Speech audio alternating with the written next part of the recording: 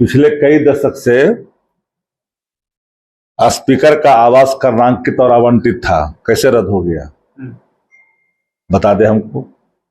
किस नियम की बात करता है, किस कानून की बात करता है, किस मर्यादा की बात करता है, किस आचरण की बात करता है और किस लोक लज्जा की बात करता है? जरा बताए। डिबेट करे, श्रम भी शर्माता, लेकिन इन्होंने शर्माता है। निरस्ता की हर सीमा को पार किया शासन ने। डेंगा रहा है भाजपा वाला जदयू के अखिस निकाल रहा है ने, लेकिन सवाल उसके प्रक्रिया पर है, इंटेंशन पर है, उसकी खुन्नस पर है, उसकी दगाबाजी पर है। खजाना में पैसा नहीं तो वो नेगेटिव सेट कर रहा है।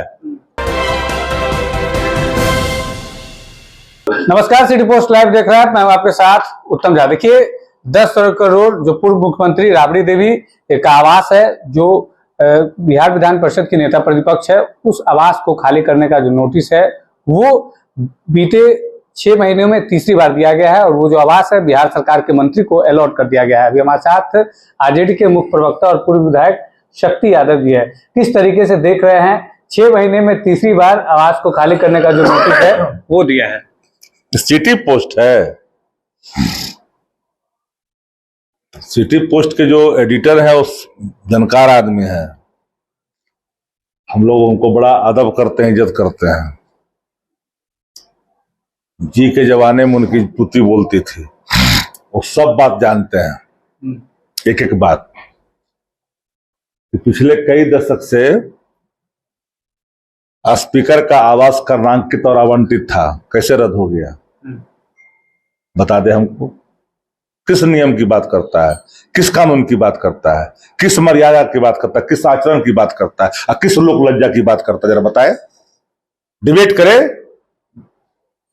श्रम भी शर्माता, लेकिन इन्होंने शर्माता है। निरस्ता की हर सीमा को पार किया शासन ने।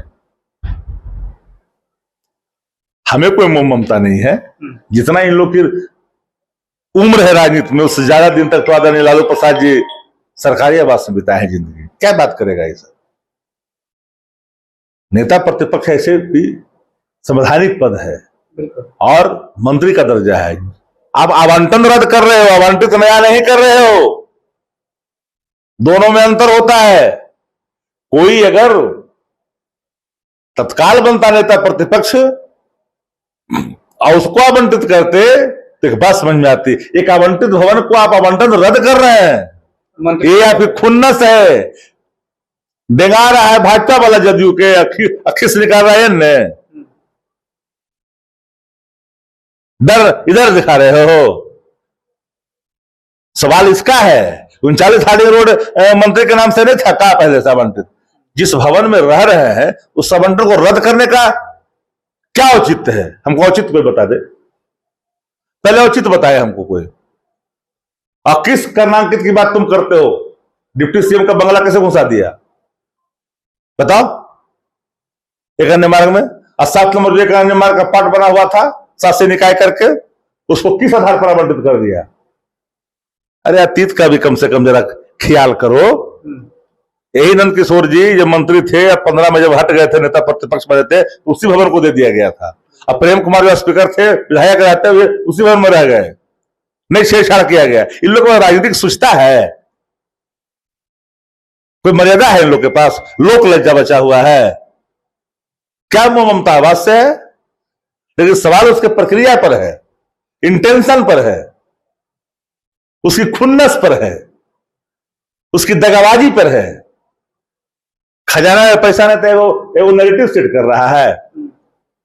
ठन गोपाल है खजाना, तो कुछ ठेकेदारी कोठे में कर करके न्यूज बनाते रहो। इसमें तो सवाल ये भी उठता है, जो बिहार के पूर्व मुख्यमंत्री नीतीश कुमार जी, उनको भी अब वही बात हम पूछ रहे हैं ना, नियम की बात कर रहे हैं, सामने आकर चर्चा करें ना। वो काहे को जैसे कि जीतनराम मांझी किस हैसियत से बन रहा है? इस बार खाएगा इसीलिए, सत्ता के इस बार खाएगा, वो पाया लगा इसीलिए। अच्छा, एक आखिरी सवाल रहेगा। बीते दिनों बिहार के मुख्यमंत्री ने कहा था कि अगर कैमरा को बोल दिया जाए, हरा गमछा को लेकर उन्होंने बातें कही थी, इसको किस तरीके से? एक मुख्यमंत्री को इस तरह की भाषा का इस्तेमाल नहीं करना चाहिए। नंबर 1, हम लोग कहा ना कि खजाना में कुछ है नहीं तो कुछ अपना बकैती फेकैती लठैती कर रही है सरकार। कुछ बचा नहीं है। एआई कैमरा का ज्ञान भी होना चाहिए, बोलने वक्त सावधानी बरतना चाहिए।